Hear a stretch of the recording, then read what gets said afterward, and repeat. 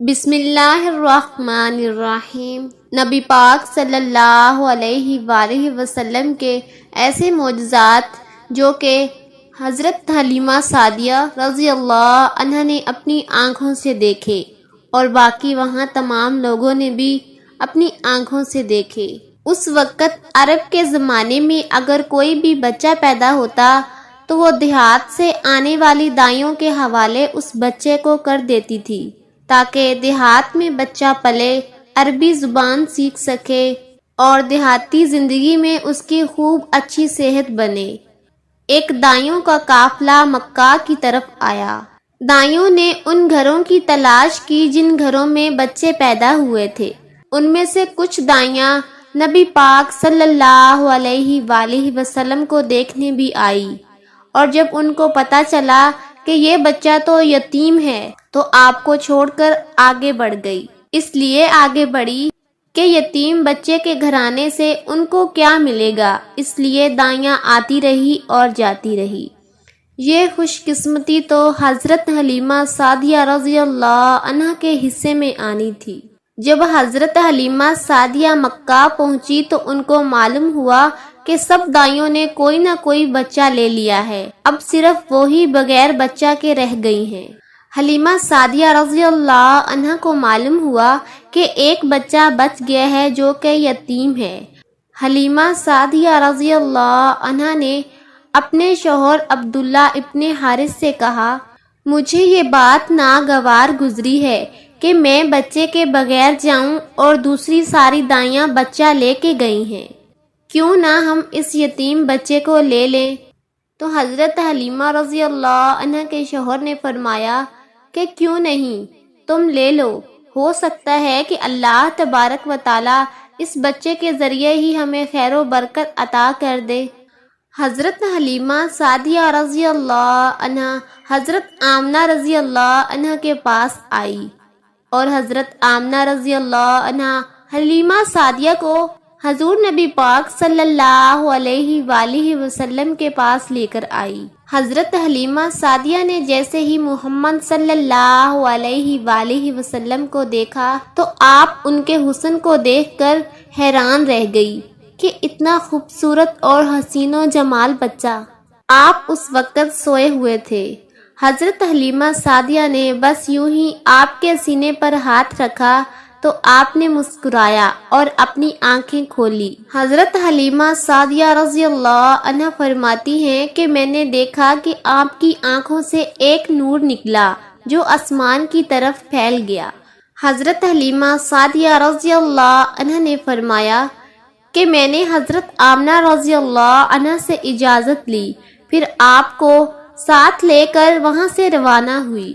حضرت حلیمہ سعدیہ فرماتی ہیں کہ میں نے جب آپ کو دودھ پلایا تو آپ نے بائیں طرف سے نہ پیا اور دائیں طرف سے فوراً دودھ پینے لگے، اور ہمیشہ دائیں طرف سے ہی دودھ پیتے تھے، اور ہمیشہ یہی رہا، آپ دائیں طرف سے ہی دودھ پیتے رہے، بائیں طرف سے ان کا بچہ تھا وہ دودھ پیتا رہا۔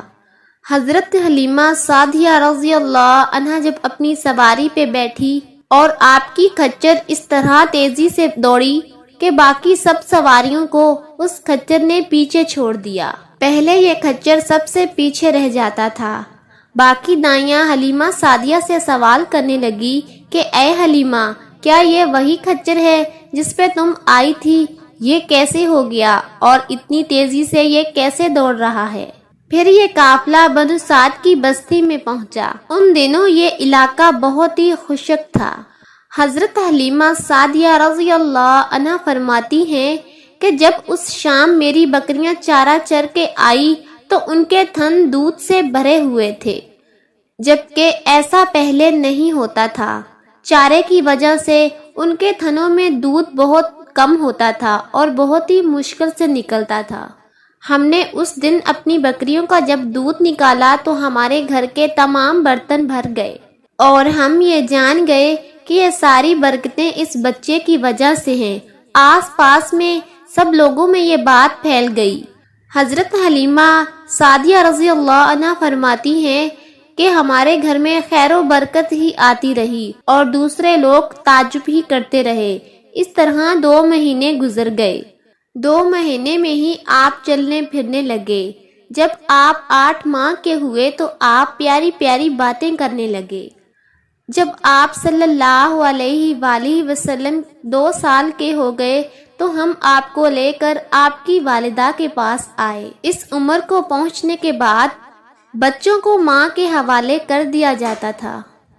ادھر ہم آپ کی برکات دیکھ چکے تھے اور ابھی یہ ہماری آرزو تھی کہ آپ کچھ اور مدت ہمارے پاس رہیں۔ حضرت حلیمہ سعدیہ رضی اللہ عنہ فرماتی ہیں کہ میں نے حضرت آمنہ رضی اللہ عنہ سے اجازت لی کہ میں آپ کو 2 سال اور رکھوں۔ جب میں نے یہ بات بار بار حضرت آمنہ رضی اللہ عنہ سے کہی تو آپ کی والدہ مان گئی اور پھر سے میں آپ کو لے کر اپنے گھر آ گئی۔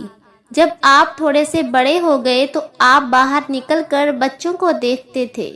آپ نے ایک دن پوچھا کہ اے امی جان، دن میں میرے بہن بھائی نظر نہیں آتے؟ آپ اپنے دودھ شریک بھائی عبداللہ اور انیشہ اور بہن شائمہ کے بارے میں پوچھ رہے تھے تو حضرت حلیمہ سعدیہ رضی اللہ عنہ نے فرمایا کہ وہ دن کو بکریاں چرانے کے لیے جاتے ہیں۔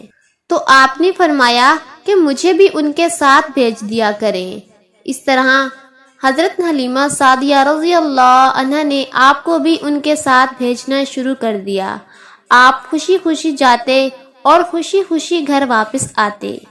حضرت حلیمہ سعدیہ رضی اللہ عنہ فرماتی ہیں کہ ایک دن میرے بچے خوفناک انداز میں دوڑتے ہوئے میرے پاس آئے اور گھبرا کے بولے، اے امی جان جلدی چلیے، پتہ نہیں بھائی محمد صلی اللہ علیہ وآلہ وسلم کو کیا ہو گیا ہے۔ یہ سن کر حضرت حلیمہ سعدیہ دوڑتے ہوئے آپ کی طرف آئی۔